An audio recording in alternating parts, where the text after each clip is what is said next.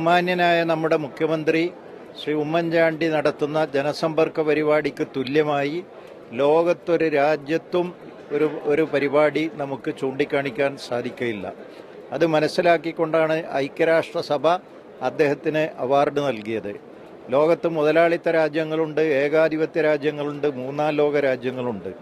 അവിടെയൊന്നും ഒരു ഭരണാധികാരി ജനാധിപത്യ ഭരണക്രമമുള്ള ഒരു രാജ്യത്തോ ഏകാധിപത്യ ഭരണക്രമമുള്ള ഒരു രാജ്യത്തോ ഇതിന് തയ്യാറായിട്ടില്ല. സമൂഹത്തിലെ പാവപ്പെട്ടവരും രോഗികളും ആർത്തന്മാരും ആലംബഹീനന്മാരുമായ പാവപ്പെട്ട മനുഷ്യർ, പാലക്കാട് ജില്ലയിലെ ഇന്നത്തെ പരിപാടി തന്നെ കഴിഞ്ഞ വർഷം നടത്തിയതിൻ്റെ ഒരു 5 ഇരട്ടിയെങ്കിലും അപേക്ഷകർ ഈ പരിപാടിക്ക് വന്നിട്ടുണ്ടാവുമെന്നാണ് കണക്ക്.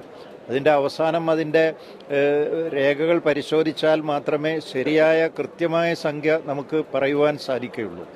ഈ പരിപാടി രാഷ്ട്രീയ തട്ടിപ്പാണെന്നും അത് മുതലെടുപ്പിനാണെന്നുമുള്ള വിമർശകന്മാർക്കുള്ള ചുട്ട മറുപടിയാണ് ഇന്ന് പാലക്കാട് കണ്ട വലിയ ജനക്കൂട്ടം. ഈ വലിയ ജനക്കൂട്ടത്തിൽ ഒരാളുടെ കയ്യിൽ നിന്ന് പോലും നിവേദനം വാങ്ങാതെ മുഖ്യമന്ത്രി ഇവിടെ നിന്ന് പോകുന്നില്ല.